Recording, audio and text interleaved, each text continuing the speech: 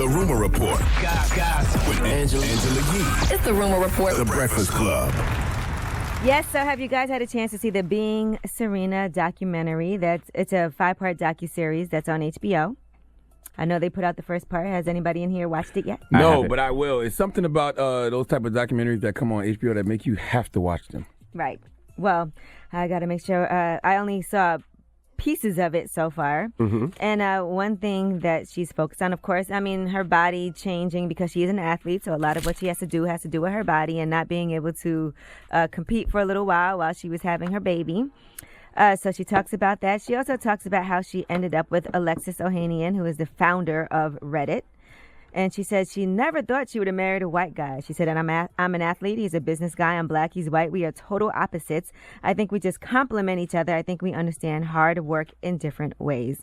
Here's a little piece from Being Serena. Alexis and I are completely opposite. I'm an athlete. He's a business guy. I'm black. He's white. We're total opposites. I don't know why we're such a good fit. I think we just complement each other. I think we understand hard work in different ways. There are few people who have reached her heights who have that genuine passion, who have that genuine heart. And it's probably a big part of why I love her as much as I do. Now, she also said she always educates him on racial injustices, and she said that love truly has no color. She said, I literally tell him, well, you know, there's such a difference between white people and black people, and he always gets to hear about things that happen, injustices that wouldn't happen if I were white. So she said it's very interesting. But ultimately, she says, I wanted to be with someone who treated me nice, someone who was able to laugh with me, and someone who understood my life, and someone that loved me. And, you know, I'm sure there are other people out there, but, you know, Alexis is the one I connected with, and I wouldn't have it any other way. Oh, love is love. You know, Alexis, you just make sure you fix Serena's crown in the morning, okay?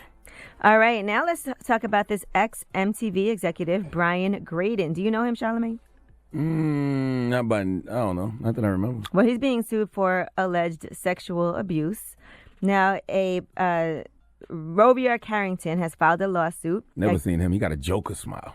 His smile look like the Joker, doesn't it? Rovier Carrington? No, the smile right there. Yeah, right there. Doesn't even look real. Yeah. Well, he's described as a very good-looking, mixed-race, charismatic young kid, and he says that back in 2010, that's when he was invited out to dinner when he was trying to shop around several TV shows. One of those shows is about his own bisexual dating life.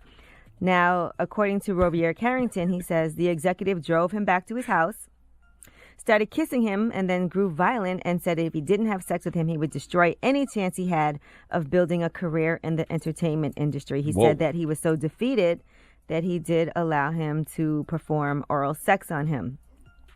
Now, a few months later, he said that's when Gray invited him to a Golden Globes after party and then proceeded to rape him without a condom as he was screaming, crying, and begging him to stop. So now this lawsuit against ex-MTV executive because of all of that. Jesus Christ. Mm-hmm. All right, Bill Cosby, his name and statue have What a been segue. Great segue. removed from the Television Academy's Hall of Fame. His name no longer appears among the official list of honorees online. All references were removed from the website as well. So he has been booted from TV Academy's Hall of Fame roster. Joel Santana, in the meantime, has been indicted for that airport gun bust that he had. Now, apparently, they do believe there's probable cause that he tried to smuggle a handgun that he's not even allowed to possess aboard a flight at Newark Airport. I'm sure he didn't do that. I'm sure it was an accident. He forgot it was in his bag. Like, he knows there's no way he could get that gun on there. Right. So come on now. He has at least 2 felony convictions. And so, yeah, there you have it. He's right now free after posting a $500,000 bond. But he has electronic monitoring with travel restrictions as well. I wonder if when Bill Cosby dies, they'll put the Cosby Show back on television. I think they should. I was really thinking about this yesterday. Like, Bill Cosby, the Huxtable should not have to pay for the sins of Bill Cosby. It was a positive show for our community. Man. I think they should. They got to change it to the Huxtable Show.